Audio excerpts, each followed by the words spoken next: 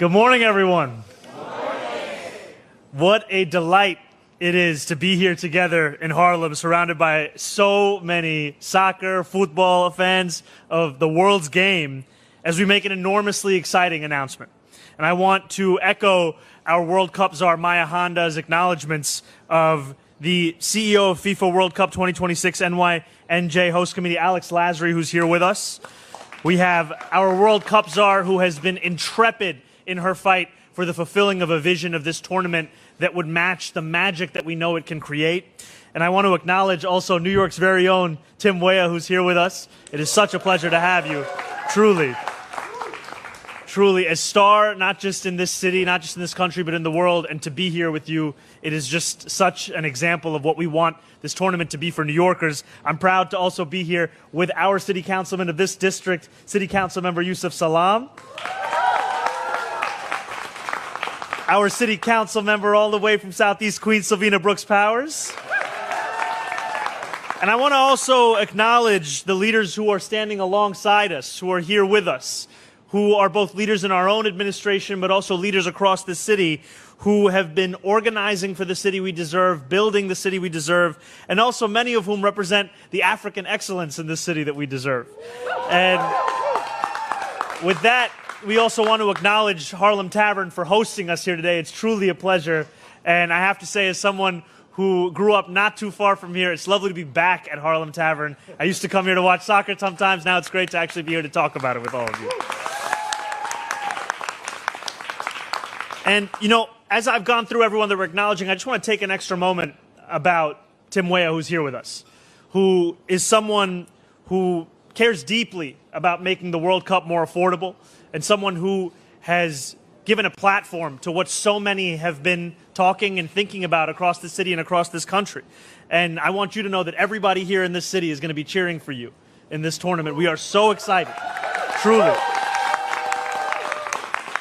Now, when talking about a World Cup that's only 21 days away, it feels only right that we stand here today in Little Senegal. And we know that if any of the teams are coming to this World Cup with a point to prove from the African continent, we know that the Lions of Teranga are right there up there. And I've been told this many times, I have no idea what it means, but Senegal rek. I pray that is appropriate to have said in this setting. Now, I want to recognize all the fans of the West African nations who have qualified. I want to give it up for Côte d'Ivoire, who have qualified for this, for Ghana, for Senegal, last but not least, for Cape Verde. This will be the first World Cup that the Blue Sharks compete in, one of the smallest and least populated nations to qualify for the tournament. And as I think about the journey ahead for Cape Verde, the magic that every New Yorker with Cape Verdean roots will feel, I cannot help but think back to memories of the 2002 World Cup in South Korea, where Senegal were participating in their first tournament. And I was 10 years old at the time, and I remember it as the first time that my father let me be late to school. Because we know that on-time attendance did not stand a chance against Pan-Africanism. Wow. And when I remember that tournament, what comes to mind to me is not Brazil lifting the trophy or Ronaldo's incredible haircut as he did so. It was the goal that Papa Bouba Diop scored against France in that opening game. It was Fabien Barthez scrambling to try and keep the ball out, but not being able to. And above all, it was the deafening roar that came from the Seoul World Cup Stadium. That stadium was full of fans. Fans who had saved up to travel from Senegal and from France to support their teams. Working class fans from Seoul who could afford to buy a ticket to the match. The cost of a Category 3 ticket to that match was 150,000 won, or about $120. Not cheap, but within reach for a special occasion. And yet, as we prepare to host the World Cup right outside of New York City, we know that ticket prices for this tournament have soared into the thousands of dollars. There are countless New Yorkers desperate to attend a World Cup match, but who simply cannot afford to go. Many of them have somehow found my number and asked me if I can help them with Morocco-Brazil. There's nothing individually I can do for you, brother, but we are here to talk about something that we're proud to do together. Because last year, I said that we would change that. I said we had to make it cheaper for New Yorkers to attend these matches. And today, I'm so proud to stand here alongside so many leaders in our city and in our region to make it clear that we are doing exactly that. We are making sure that working people will not be priced out of the game that they helped to create. And that is why we stand together today to say that we have partnered with the New York, New Jersey Host Committee to secure 1,000 affordable tickets for New Yorkers to the World Cup.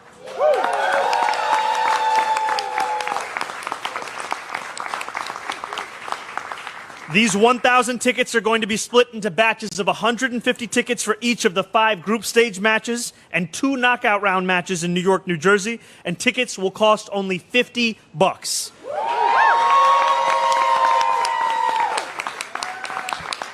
To put that into perspective, that is 5 lattes in New York City. And since it is not just ticket costs that make this tournament unaffordable, but the cost of travel as well, we will be providing free round-trip bus transportation to MetLife for those who get a ticket. Now, I want everyone to understand, your chance on getting these tickets is not impacted at all by who you know. We will be distributing these tickets through a lottery that opens this coming Monday, May 25th at 10 a.m. New Yorkers may enter once a day, and we'll cap it at 50,000 entries per day. This will be over the course of a few days. Now, I know that Philly fans may try to crash this lottery and get revenge for the home games that the Knicks won, but New York is actually a sports town, and we are giving our tickets to sports fans. So we will verify eligibility using a variety of methods to make sure that only New Yorkers are purchasing these tickets. We want to open the tournament to working people who couldn't otherwise afford it, not to scalpers. That's why we're making tickets non-transferable and will dispense them directly to winners at the bus boarding location. Brazilian New Yorkers are going to sit next to Moroccan New Yorkers. Ecuadorian fans are going to try and convince their German counterparts that Piero Hincapi can defend Sergei Gnabry. Our city will watch together, celebrate together, shout at referees together, respectfully, and share this tournament together. We are the first host city to organize an initiative like this. City Hall's commitment to tackling the cost of living crisis isn't limited to making it easier to afford home or childcare. It extends to making it possible for every New Yorker to take part in the things that make us human. Rest, joy, celebrating the French conceding from crosses in the box. On June 16th, we will see Senegal play France yet again, this time just across the Hudson River. This will be the first time 2 teams have competed since that match in 2002. Somewhere in the world, a 10-year-old will be watching. It will be the first football match they remember when they are older. And when they remember that match, they won't only remember the goals that are scored, the tackles that are made, the saves that felt impossible. They'll also remember how loud the stadium sounded, how people cheered together, jumped up and down together, shared the beautiful game together. They'll remember a sport that felt like it belonged to everyone and felt like it could also belong to them. That is what we are delivering today, my friends. Thank you so much.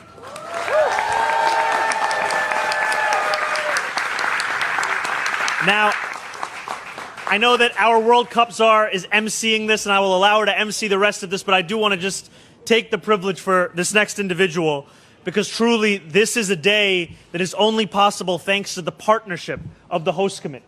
And we are so appreciative of the meetings, the conversations, the phone calls, all of the time and effort that went into this, because without you, we would not be able to announce this. So please join me in welcoming the New York, New Jersey host, CEO Alex Lasry.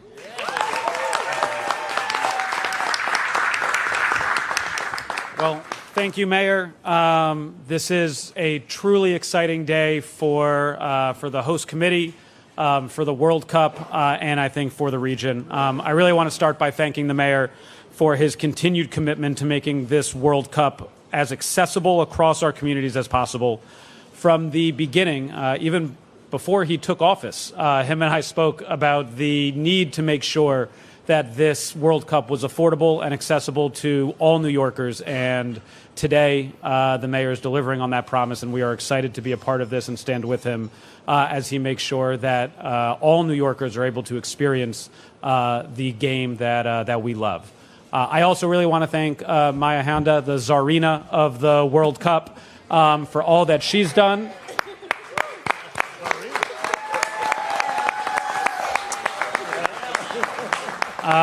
This and everything that we're doing wouldn't be possible without her, so I want to thank her and her entire team for everything that they've been able to do. I feel like I'm on enemy territory here in Little Senegal as a Moroccan. I do want to officially claim the AFCON championship is in its rightful home. See, thank you. And this is the fun of the World Cup.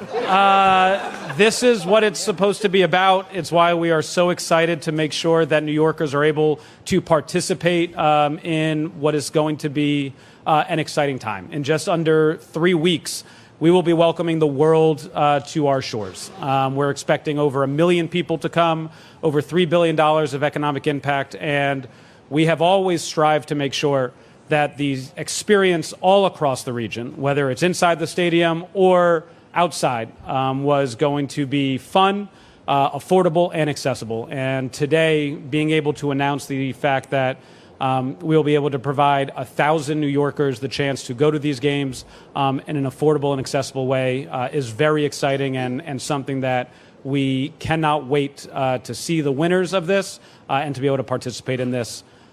This has been something that we have been working on for a while, and we are very excited to be able to announce and bring this to life. So again, I want to thank the mayor, I want to thank his team, and I want to thank everyone who is looking forward to an incredible World Cup and who is going to make this the greatest World Cup that we've had. So thank you guys, and looking forward to seeing you all in a few short weeks.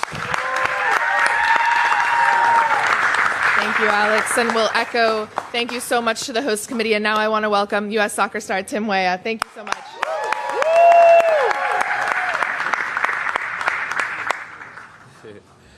No, I just want to thank God first. I think this opportunity is really healthy for the community and for New York in its whole. I think as athletes, it's important to have a voice because we are the pillars of this community. We're the leaders of the next generation. And, I think, as a kid, it was always a dream to be up here and to be in stadiums playing. And if I can, help the next kid get to that stage, I think it's a wonderful feeling. And the mayor has done an amazing job with making these tickets accessible to New Yorkers. And, my job is to bring joy and to put smiles on faces. So I'm going to do exactly that while standing by his side and making sure that, we can make it easier on anyone. So I'm really happy to be here, and thank you to you all for coming out.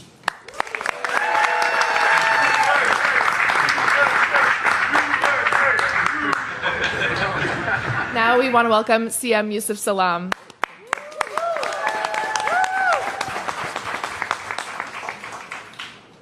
May the peace, mercy, and blessings from the owner of all peace, mercy, and blessings be upon each and every one of you and your families.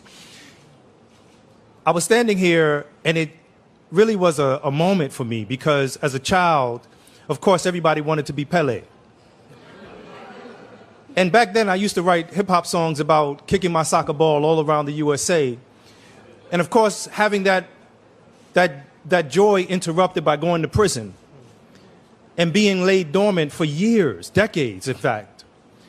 I couldn't help but realize that my son, Yusuf Jr., who does not want to learn how to play soccer officially, but let me tell you, he has a kick that is bananas. He loves soccer. He doesn't want to learn it. It's like in his DNA. And the beautiful thing about welcoming this moment while I'm in office this term, wow, it's a moment. It's a moment that brings cultures together. It's a moment that brings issues together. We know that this is the greatest sport in the world, and therefore this is the greatest stage to be on. And so as a councilman for this very district, representing Little Senegal, but not just Senegal, we are really the melting pot of a lot of Africans in our community that have oftentimes gone unseen. And let me tell you, they are excited. They've been calling our office. They want to participate in watch parties, all of that good stuff. And I believe that this is the moment to make sure that everybody is included, that everybody is lifted up.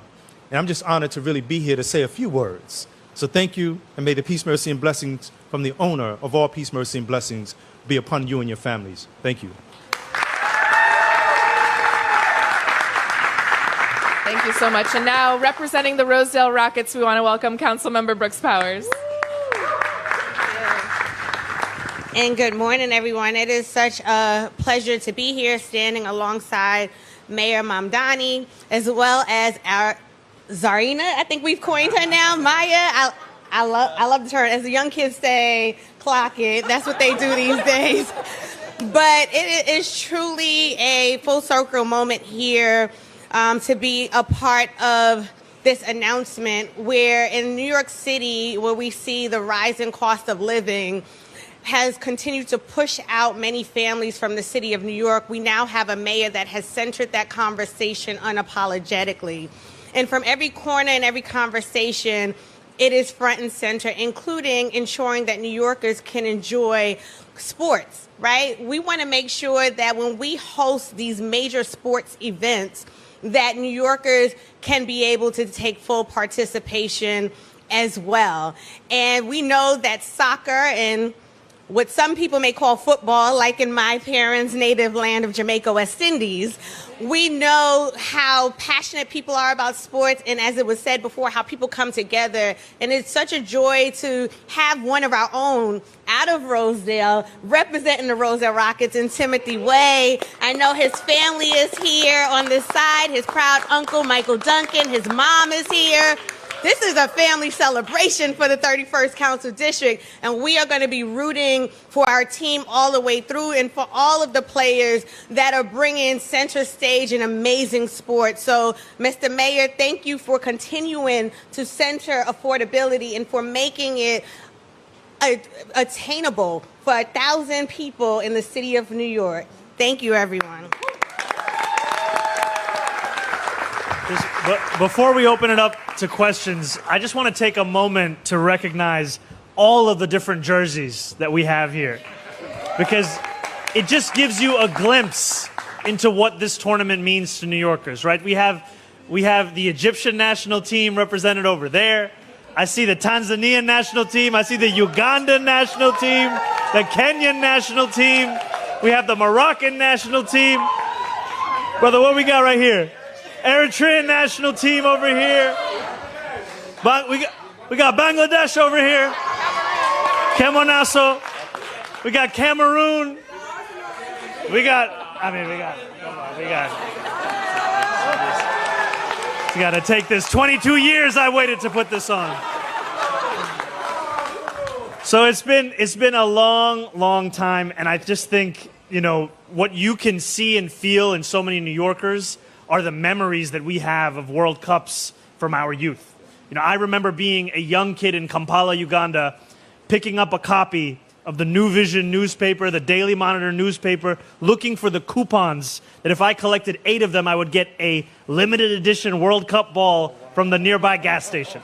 These are the kinds of things, when you're thinking about the Panini stickers, when you're thinking about all of the ways in which this tournament has been remembered by so many, that is what this summer offers for a new generation. And we heard it from one of the stars of our national team that this is an opportunity to bring the next generation into the game. And as someone who grew up playing soccer in this city, we know that too often there are too many cost barriers, not just to watching soccer, but even playing soccer.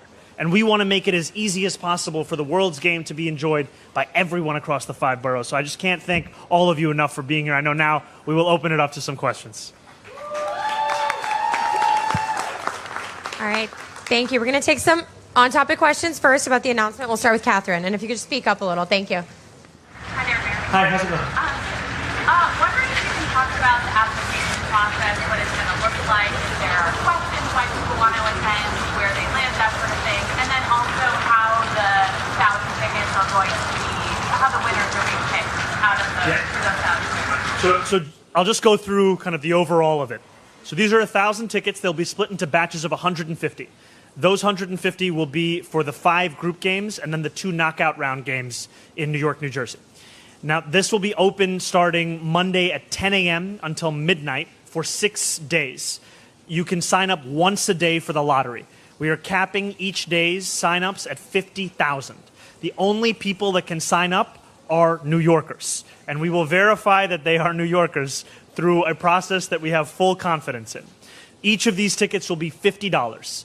If you win the right to purchase this ticket, you will also win the right to purchase an additional ticket. So it will be 2 tickets for you and a family member or a friend, whomever you want to go with. And that is all going to be determined by anyone who enters this lottery. We are going to ensure that there is representation from each borough across the 5 boroughs. Otherwise, this is just simply a question of chance. And we want it to be something where every New Yorker knows that they don't need to have the number of an elected official or someone else that they, view as closer to the World Cup. This is just a question of if you sign up, and then it's just a question of crossing your fingers. And it's going to be something that we're also coupling with free round-trip bus transportation, because we know that the issues of cost when it comes to this World Cup have not been exclusive just to the question of the cost of the ticket, but also the cost of transit. And we're so excited, frankly, because we know that there are so many New Yorkers who thought that there was no way they could afford to go to this tournament. And now there is that glimpse of an opportunity, and we cannot wait to see who will win and who will be purchasing these tickets, because they will also show the magic of this tournament across the 5 boroughs. Haley. So how much did the host committee pay for these tickets? Sorry, can you? How much does the host committee pay for the tickets? These are part of the conversations that we've been having with the host committee and the partnership that we've built with the host committee over this time. I can tell you that there's no taxpayer funding going towards the allocation of these tickets. These are something that I really do want to attribute the work of so many for actually bringing to a realization. Oliver, thank you for that. This is something that is part of those conversations, not any taxpayer funding. Have you spoken to your Arsenal first in the last couple of days? I know you speak about Arsenal, but we can talk about this. And then also, can you expand a little bit more on the eligibility checks that you're doing? Because in the previous tournaments, there's obviously been a problem with teams like this. I'm not able to verify. How are you specifically going to do that? So this is going to be a full process that we will be running through. The link of this process, just for New Yorkers, and don't worry, we will distribute this widely for everyone to know, is RegNYCTIX, regnyctix.com. And what we are going to see there is just a verification process using standard verification procedures to ensure that someone is in fact a New Yorker. Part of the way in which we can also fight back against ticket scalping is that you can only receive your ticket in person before you board the bus. So these are non-transferable tickets. These are not tickets that can then be bought and then flipped for a different price. I haven't spoken to anyone at Arsenal in the last few days. I can tell you, however, that as an Arsenal fan, I am still struggling to process that this has actually happened. I spent a lot of hours at the end of the workday looking at every video I could find of everyone celebrating outside of Emirates Stadium, seeing Bukayo Saka, Declan Rice, Eberechi Eze, Jurrien Timber outside of Emirates Stadium at 5 a.m. celebrating with fans. So many people across the city were just overjoyed. And we might be all the way here in New York City, but I saw so many Arsenal fans with their jerseys. We didn't exchange any words. We just embraced. And that's the feeling. And I know that's the beauty also of sports. We're also chatting here about the World Cup, tonight's game 2. And we're all saying, let's go Knicks. And I think we got a Knicks jersey in the crowd. Mayor Mamdani, Luis Miguel Echegaray, CBS News, New York. I mean, I feel like you rigged this. Knicks, Arsenal, like this is just your moment right now. I had an additional question about the other component is also, this is such an amazing opportunity for New Yorkers everywhere, not just Manhattan, Queens, the Bronx, Staten Island, everywhere. How are you preparing as well for the influx of tourists coming? How can we do better to support small businesses as they get ready for that as well? Absolutely. I think you've said it best, which is that we want this to be a tournament for the entirety of New York City. And so we are doing everything to ensure that when tourists come to this city, we are providing them with a map of the entirety of the way that they could experience the breadth and the beauty of the city. We've put together a cultural passport that is going to be shared with tourists who come here to give them a sense of all of the different places they can go. It's not just Little Senegal, it's also Little Egypt, it's all of the littles, Little IT, it's everywhere across the 5 boroughs. And we also want them to understand that the magic of this tournament is one that we're going to be investing in elsewhere. So you can see our fan fests, they're going to be one in each borough. And I'll tell you, I think it was the 2010 World Cup. I had the privilege of going to South Africa to watch a number of games. But before I went, I was here in New York City. And there was a map that the New York Times put out of different places to go and watch the game if you wanted to watch it at a cafe affiliated with one of the teams playing.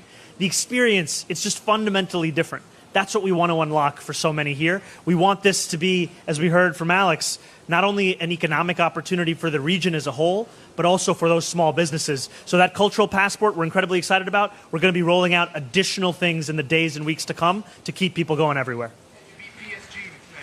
Inshallah, brother. Any other questions from the press about today's announcement? Yes, right here. Could you tell us a little bit about the meeting with Gianni Infantino? Did you make this, I know you're trying to make this World Cup accessible for working class New Yorkers. Is this something that came up in the meeting, and did you express the frustrations about the ticket prices, the price on the public transport in New Jersey? Is that something, can you give us any insight on how the conversation might be? I've shared both publicly and privately my belief that the World Cup needs to be something that is affordable for working class New Yorkers and working class people in general. And I appreciate the work of FIFA and the host committee in ensuring that we are able to realize that not simply in these 1,000 tickets, but frankly also in the fact that we've been able to make these fan fests free. Initially, these were going to be events that would be charged for attendance. We want these to be moments where New Yorkers can experience the thrill of the game. You know, I was just speaking about going to the World Cup in 2010. Some of my favorite memories are not crying when Luis Suarez stopped the goal-bound shot of the Ghanaian national team. Rather, it was when I was playing beach soccer with my friends at the Fan Fest in Durban. It was Winner Stays On. It was listening to Kenan's waving flag mixed with Shakira's Waka Waka. These are all the Fan Fest experiences. So we want to continue to unlock this tournament, and we appreciate any and all partnership to that end. Thank you so much. We're going to say thanks to our speakers before we do some off-topic questions. Sounds good. Thank you so much.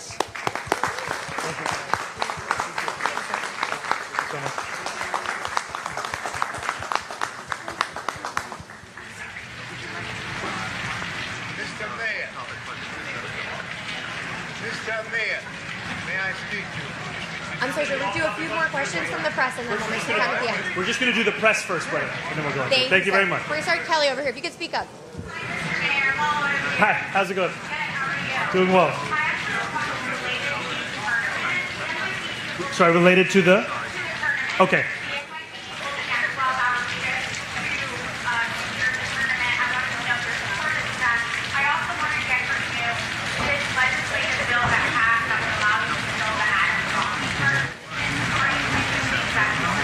So I'll start on your first question, then I'm going to go into your second one.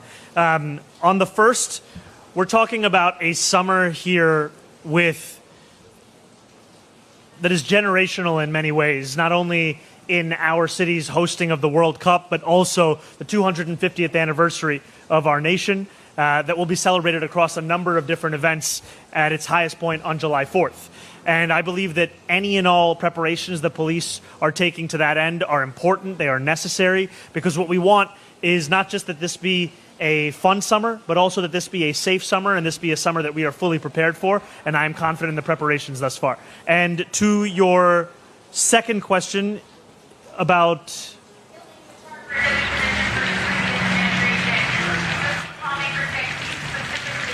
Okay.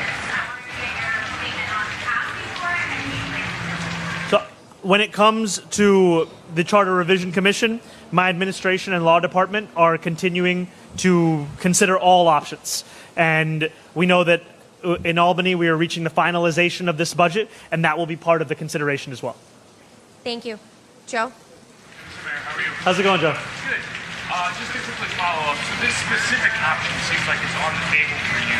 Which specific? About the zombie. Sorry, yes. If that passes, can you just give us a sense? Would that be something you'd take advantage of if the state goes through? I think it'll really just be something that we'll consider as part of a lot of the additional options that the law department has been looking through when it relates to this revision commission. Can we get your reaction to the council yesterday? Speaker Bennett said she's going to advance this school buffer bill. Just, again, can you walk us through your objections to the initial one? Is there a version, if she removes some of those, that you can support?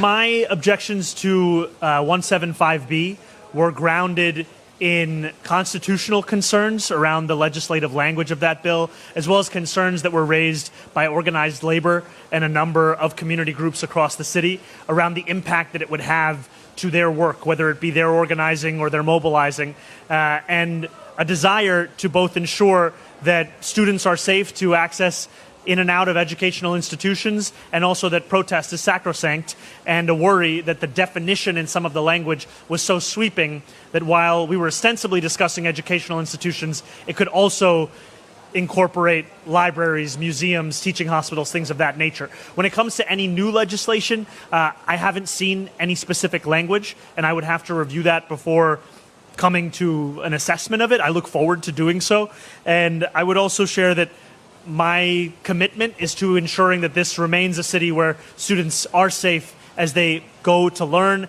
and that protest is something that continues to be protected in the city. All right, thank you, Joe. Just one more, yeah, we'll go right here. Hey, how's it going?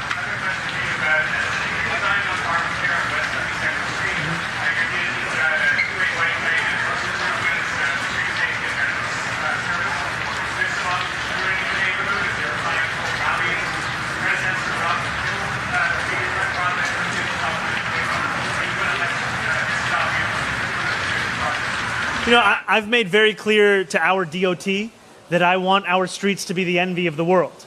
I want this to be a city where New Yorkers live and where others come and visit, and they appreciate the ways in which we've made it easier to get around this city.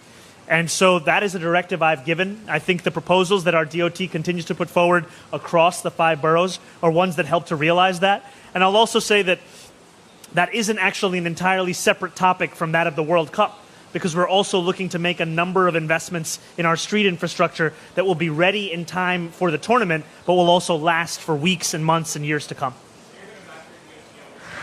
I support my DOT across proposals across the 5 boroughs. Thank you. That's all the time we have. Thank you all so much.